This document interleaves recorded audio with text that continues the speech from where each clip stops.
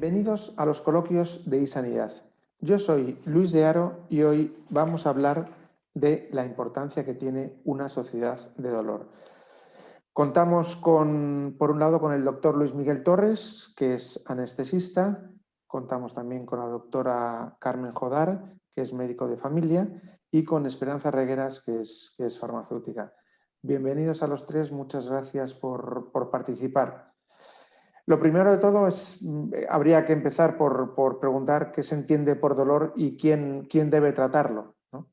Quizá empezamos por el doctor Torres. Sí, bueno, el dolor es un síntoma que se ha convertido en una enfermedad con su conocimiento en los últimos años. Hace unos años apenas era un síntoma, mal entendido.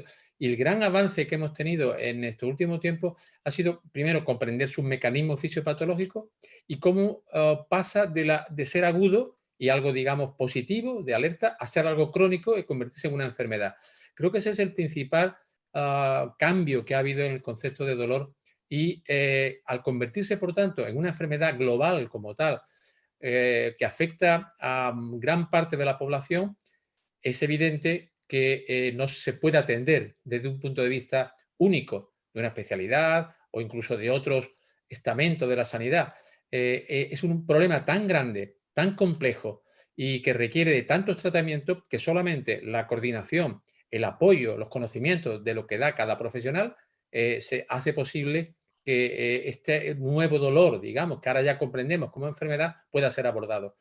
Todos los otros abordajes son abordajes antiguos y parcelados y que conllevan a pocos resultados positivos. Así que yo lo veo de esa manera. No sé qué pensáis vosotros. ¿Qué pensáis? Sí, o sea, totalmente de acuerdo con Luis Miguel, en el sentido además de que habría que hablar casi más de gestionar al paciente con dolor, ¿no? Porque el dolor afecta a muchas esferas del paciente y realmente luego el tratamiento se habla de tratamiento multimodal porque efectivamente es la combinación de varios tipos de terapias y de tratamientos alrededor del paciente para solucionar su problema de dolor. Entonces, no solo a nivel farmacológico, sino a nivel de terapias intervencionistas, a nivel también de terapias fisioterapeutas, rehabilitaciones, incluso terapias psicológicas, con lo cual es evidente que cuando tienes que hacer un tratamiento multimodal alrededor del paciente tiene que haber un abordaje multidisciplinar, ¿no? Además, yo creo que también es importante dónde llega el grueso de pacientes. ¿Quién ve al grueso de pacientes? Tú no puedes limitar el dolor a que, no sé, 100 pacientes al día en España se han visto de una manera, se le haga una técnica, porque 100 pacientes en 47 millones no es nada. ¿Dónde va el grueso, el millón y pico de pacientes que va cada año por dolor? Va a atención primaria. Si atención primaria no está implicada y no abre la puerta a este manejo, el grueso del problema queda sin resolver. De nada sirve hacer una operación de no sé cuánto, que eso no es relevante, eso es relevante para un paciente, pero no para la población. Yo creo que aquí, no sé, Carmen, tú cómo lo ves, pero es necesario, ¿no? Hombre, es fundamental. Además que el dolor no solamente hay que tratarlo desde el punto de vista físico, sino hay un sufrimiento importante de la persona que requiere de otro tipo de abordaje, ¿no? No solamente el técnico, sino el abordaje emocional, el acompañar. Y atención primaria está mucho más cerca del paciente a diario porque es más accesible y bueno, y conoce al paciente, conoce toda su esfera biopsicosocial, ¿no? Su situación familiar, sus circunstancias y eso acompaña también en el dolor, ¿no? Entonces, porque limita su vida, porque, en fin, cambia su vida, ¿no? Entonces, yo creo que necesitamos un abordaje multidisciplinar por eso, ¿no? Porque cada uno tiene una parcela y son todas complementarias. Y esa quizá, como decía Luis Miguel, la novedad de la nueva enfermedad, ¿no? Antes se ha tratado siempre desde el punto de vista siempre técnico, un fármaco o una técnica quirúrgica y hoy en día tenemos conciencia de lo que supone el dolor para la persona en toda su esfera, ¿no? En toda su vida. Y además, cómo ese enfoque, Luis, lo hace desde una enfermera que va en el día a día o en una farmacia donde tú llegas y le pones una lista de medicamentos, el farmacéutico dice, a ver, pero espérate, que tienes 2 paracetamoles a la vez o 2. Ese enfoque el médico lo pierde, ¿no? Claro. Enfoque Claro, biopsicosocial lo pierde, ¿no? claro, ese es un poco por donde van las cosas, es decir, por donde lo que a mí me gustaría que insistiéramos un poco, ¿no?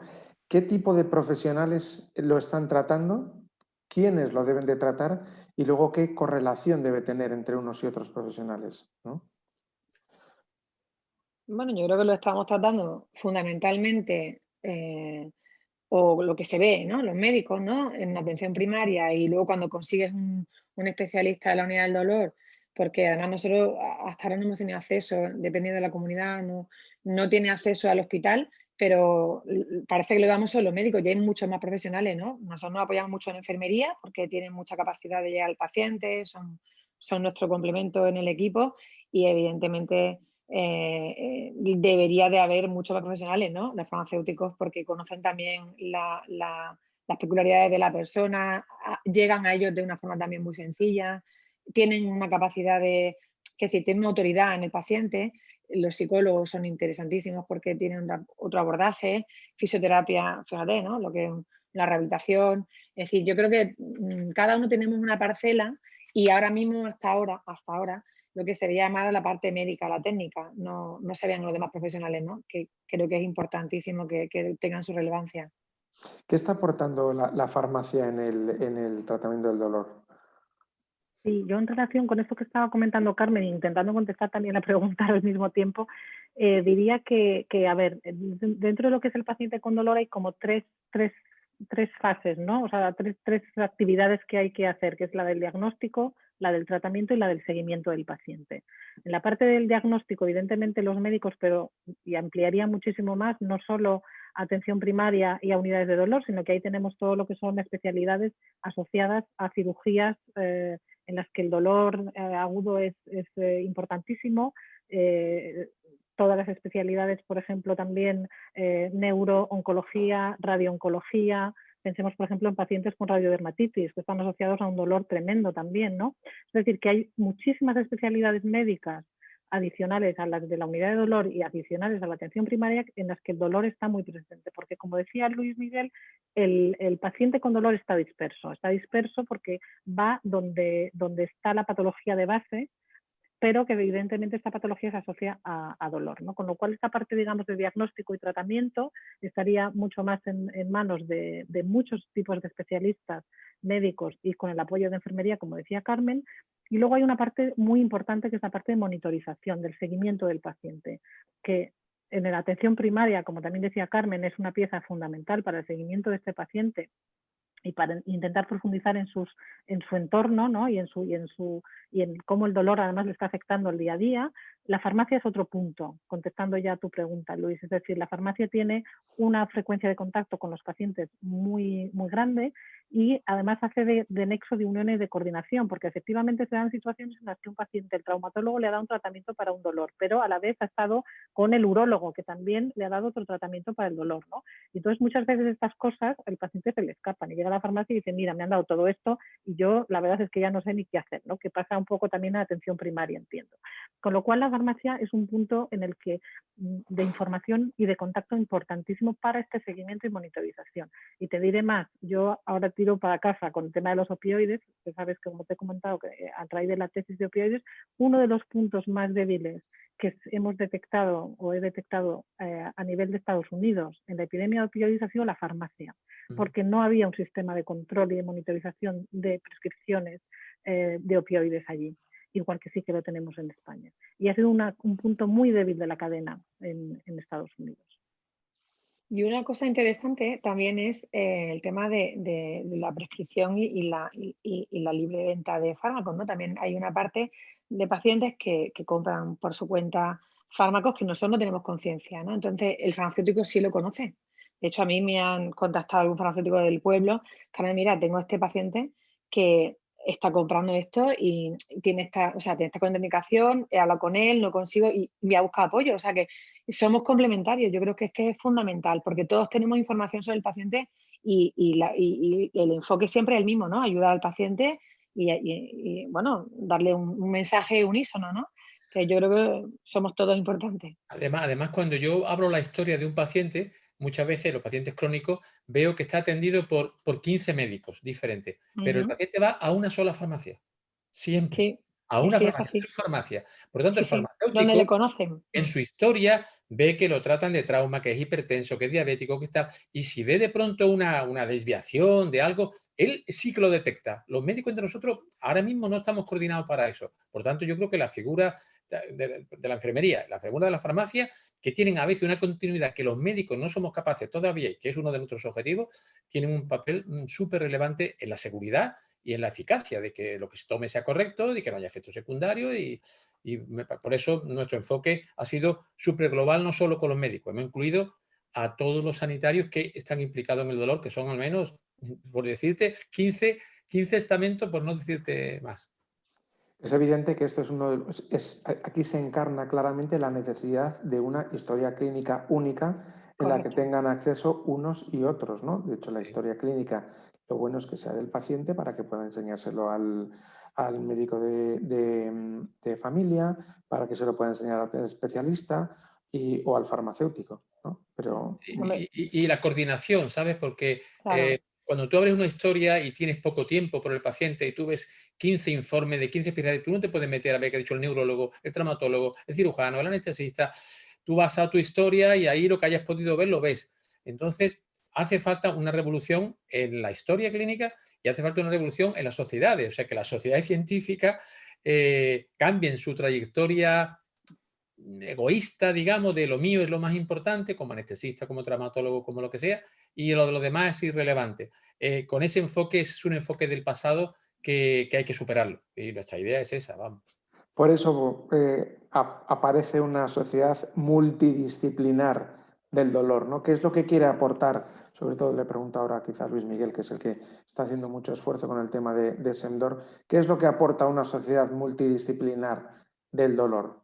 Pues nosotros lo que queremos esencialmente es, en el ámbito de esta discusión tan agradable que estamos teniendo, es modificar por completo el enfoque unidireccional que ha habido hasta ahora en el dolor, ¿no? Me dedico a anestesia regional, me dedico a atención primaria, me dedico a oncología radioterapéutica y veo solo un prisma, mi prisma del dolor de ese paciente. Y además perdemos los recursos que nos podemos dar unos con otros. Entonces, SEMDOR cambia por completo, establece una junta directiva amplia y de todas estas especialidades y establece un comité científico aún más amplio donde no falte nadie.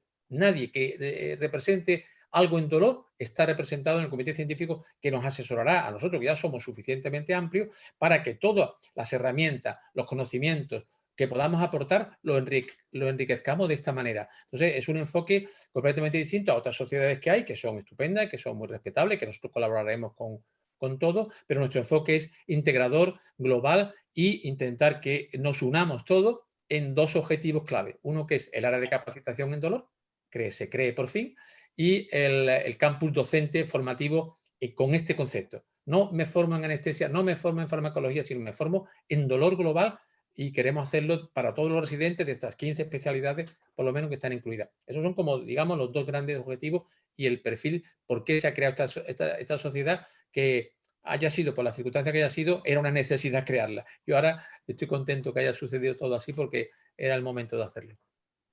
Y desde atención primaria se ve exactamente igual la necesidad de una sociedad que sea multidisciplinar. Es que la palabra multidisciplinar, quizá el concepto es lo que es más importante en esta sociedad. Claro que es necesario, si es que nosotros necesitamos además ese complemento, ¿no? Porque nos vemos muy solos, no tenemos muchas veces acceso al profesional hospitalario, a discutir qué necesita el paciente, es decir, a repartir el enfoque y bueno, y el peso y sobre todo yo creo que de cara al paciente es tener un único discurso, ¿no? O sea, yo creo que los pacientes entienden muy bien cuando todos hablamos en el mismo registro. Entonces, una conexión con otros especialistas en donde todo el mundo orientamos al paciente en la misma línea, se siente mucho más seguro y al final eso le da, es una parte del dolor también, es decir, el paciente también, aparte ¿no? de lo que es el dolor físico, esa sensación muchas veces de abandono o de no encontrar el sitio adecuado o tener un discurso diferente o que él lo percibe diferente, aunque el discurso sea similar, porque muchas veces hablamos de distinta manera, el paciente lo ve como inseguro, ¿no? Entonces yo creo que es necesario porque unifica el discurso al paciente y eso para ello es una seguridad. Desde luego, cuando yo he tenido, nosotros en atención primaria, hay algunas especialidades con las que trabajamos más que en otras, y sobre todo en Andalucía, y dependiendo del sitio, pues es curioso, pero depende del hospital, al final somos personas, ¿no? Y cuando trabajas con cualquier especialidad de cerca, los pacientes es que van de otra manera. O sea, notan que hay una conexión, ¿vale? Y esa percepción a ellos les da seguridad y se encuentran mejor. Yo creo que la parte de la salud emocional es muy importante y la transmitimos los profesionales, ¿eh? Y yo añadiría una cosa, o sea, haría hincapié en una cosa muy importante que ha dicho Luis Miguel, que es el tema de la formación, ¿no? Del campus de formación, que yo creo que esto es como el primer nexo de unión y de coordinación y entre todas estas especialidades de la sociedad de Sendor, ¿no? A nivel multidisciplinar. ¿Y por qué digo esto? Porque al final la unidad de dolor sí que es el núcleo duro, los que concentran el conocimiento, digamos, más perfecto sobre el dolor y sobre su tratamiento, porque es su vida, ¿no?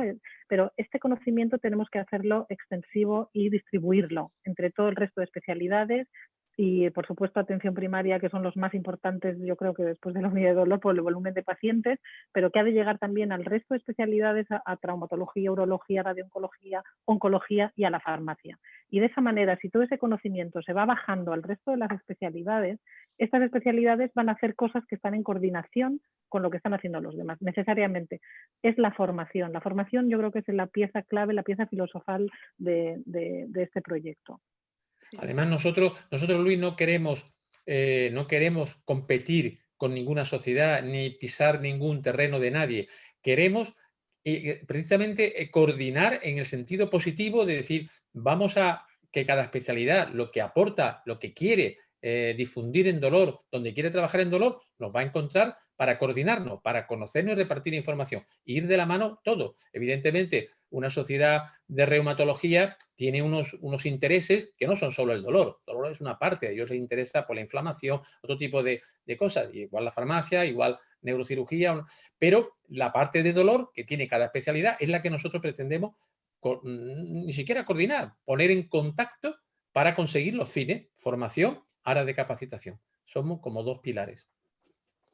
Muy bien. ¿Y a quién sirve, a quién se puede aprovechar de que exista una sociedad multidisciplinar del dolor? Los pacientes, los profesionales, las administraciones, los gestores, la sociedad en general. O sea, cuando digo quién se aprovecha, en el mejor de los sentidos, ¿quién se beneficia de que el dolor se trate de una forma multidisciplinar?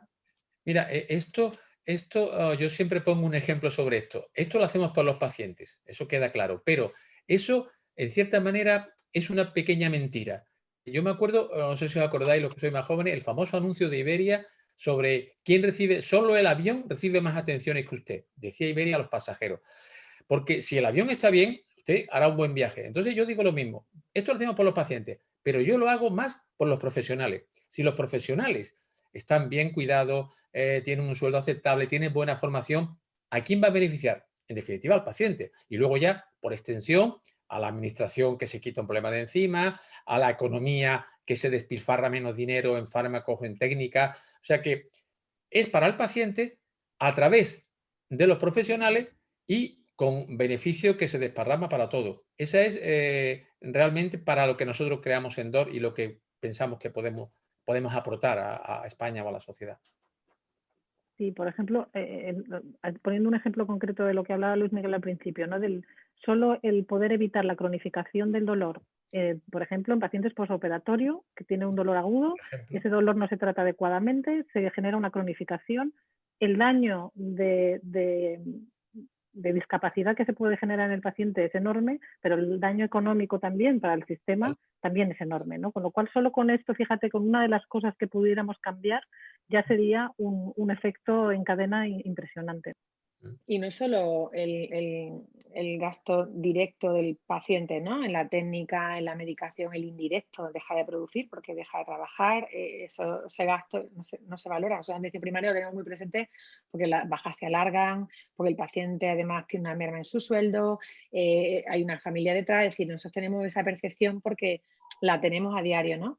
Y ese es un importe indirecto de la productividad en pacientes, ¿no? Que no se valora casi nunca. Nosotros no tenemos el concepto porque pensamos en el dolor, en el paciente, en el sufrimiento, ¿no? Y hay una parte detrás que también hay, ¿no? Yo creo que es un beneficio global.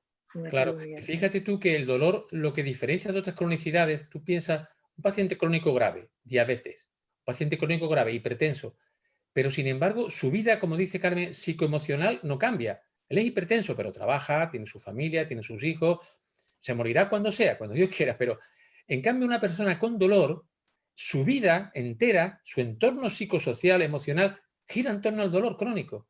Es una auténtica locura. Bueno, desaparecen los matrimonios, los hijos no se pueden atender, las mujeres con fibromialgia. Su vida se centra solo en el dolor. Eso lo diferencia de las otras patologías crónicas, en las cuales tiene una enfermedad grave, pero sigue su vida normal. Por eso el enfoque es muy diferente, necesita unos recursos muy distintos de la otra enfermedad crónica. Y esto hasta ahora no se ha comprendido bien. Se ha incluso malinterpretado en muchas ocasiones, como que el enfermo no quiere trabajar o como que cosas de ese tipo. Y con ese enfoque, pues no vamos bien, evidentemente. Hay que saber que el dolor crónico, como decía Esperanza, nada más que el dolor crónico posoperatorio quirúrgico genera un gasto, un sufrimiento y una incomprensión, porque el paciente, el cirujano dice, no, sí, la hernia ha ido perfecta, la mastectomía ha sido perfecta, y el paciente, pues a mí me duele muchísimo el pecho, no puedo vivir, y pierde el trabajo y pierde, porque no se le puso un tratamiento correcto en su momento. O sea, eso está pasando ahora mismo, es una realidad. Eso es lo que te iba a decir, además la incomprensión social, ¿no? Porque el paciente, o sea, la sociedad no es permisiva con el dolor, ¿eh? El paciente tiene un sufrimiento doble por su dolor y por lo que nadie entiende por qué le duele, porque el dolor es subjetivo, ¿no? Y es muy difícil demostrarlo. Entonces, esa incomprensión hace que además haya un sufrimiento mayor. Yo creo que es que, por eso yo decía que no solamente tenemos que tratar el dolor, sino el sufrimiento del paciente. Y en ese sufrimiento yo creo que estamos todos englobados porque se sienten comprendidos y ayuda a la mejora del dolor. Muy bien, eso significa que necesitamos un plan nacional del dolor. ¿Lo necesitamos y lo tendremos? ¿Solo lo necesitamos o solo lo tendremos? Pues ese es uno de nuestros proyectos también. Además, tú sabes que gran parte de este proyecto, gran parte del núcleo surge en Andalucía. En Andalucía es la primera comunidad que tiene un plan andaluz del dolor, que tiene ya varios años, que se ha ido renovando, que está buscando en esta segunda fase la coordinación de las unidades, atención primaria, el acceso fácil a la farmacia, que todo se coordine. Entonces, este plan que engloba coordinación y formación, bueno, sería un poco el modelo que nosotros nos gustaría exportar a las demás comunidades y al ministerio, y que pudiéramos tener, como tienen otras patologías, o el VIH o la hepatitis, un plan nacional de dolor, porque es un problema gravísimo de salud pública y de, como decía Carmen, de economía y social, y sin embargo no está abordado de forma nacional, y nosotros vamos a poner todo el empeño, llevaremos al ministerio, vamos, llamaremos todos los días a la puerta para que este plan se estudie y se implante. ¿Lo veis igual desde los dos otros ámbitos, desde la farmacia y desde la medicina de familia? Totalmente. Sí. O sea, yo diría que es la formación, yo vuelvo a insistir en el tema de la formación porque a mí me parece fundamental el bajar todo ese conocimiento que existe, no es que vayamos, o sea, es un conocimiento que está ahí, hay que bajarlo al resto de especialidades, y la coordinación, y todas esas cosas necesitan un plan director, ¿no? Porque yo sí que he hablando con médicos, con algunos médicos de atención primaria de otras comunidades autónomas, me decían pues que en su hospital tenían a veces interconsultas pues una vez por semana para comentar casos complicados, pero todo esto tiene que estar establecido en un plan en el que se vea cómo funcionan, qué mecanismos iguales se ponen en marcha en todos los hospitales y en todos los centros de salud, no porque unos tengan más iniciativa o menos, están mejor o peor atendidos, ¿no? No sé, Carmen, ¿cómo lo ves eso? Completamente. Bueno, es que estoy totalmente de acuerdo contigo en el tema de, sobre todo porque la formación, como bien dice, iguala el criterio, ¿no? Entonces, eso, es verdad que en Andalucía el plan andaluz se está llevando a cabo de una forma, yo creo que muy positiva, y si se pudiera exportar a nivel nacional sería interesantísimo porque, por eso, porque igualaría criterios, porque todos trabajaríamos al unísono. Y bueno, eso es lo ideal, a ver si se pudiera conseguir, ¿no? Luis Yo Miguel creo que no es de recibo hoy día pues que haya médicos de cualquier especialidad que cuando llega un paciente con con una pequeña dosis de morfina, una dosis de pronto se bloquee, no sepa si debe Sí, darla, da si un no debe darla, comentario, ¿no? hagan comentarios, esto qué es, Mm. ese tipo de conceptos básicos de manejo del dolor agudo. Cuando un paciente se ha operado una hernia al mes, va al médico de primaria o al cirujano, oye, que me duele la hernia, no puede decirle, pues la cirugía está bien, tiene que saber que hay un síndrome Claro. de tal. Eso tiene que estar contemplado en un plan, con unos salidas de algoritmos, con unos interconsulta, y que sea nacional, porque si no, la equidad del sistema sanitario, que es público y nacional, debería ser nacional. Yo creo que tenemos que luchar fuerte porque este plan se estudie y se incluyan todas las variables y todas las aportaciones y se acabe implementando y se acabe llevando a cabo. Muy bien, pues solo queda dar las gracias por querer abrir vuestro conocimiento a iSanidad y a todos sus lectores para seguir entrando un poco en el conocimiento del dolor y en la importancia de la multidisciplinaridad. Agradeceros a los tres vuestra participación y nos vemos en www.isanidad.com.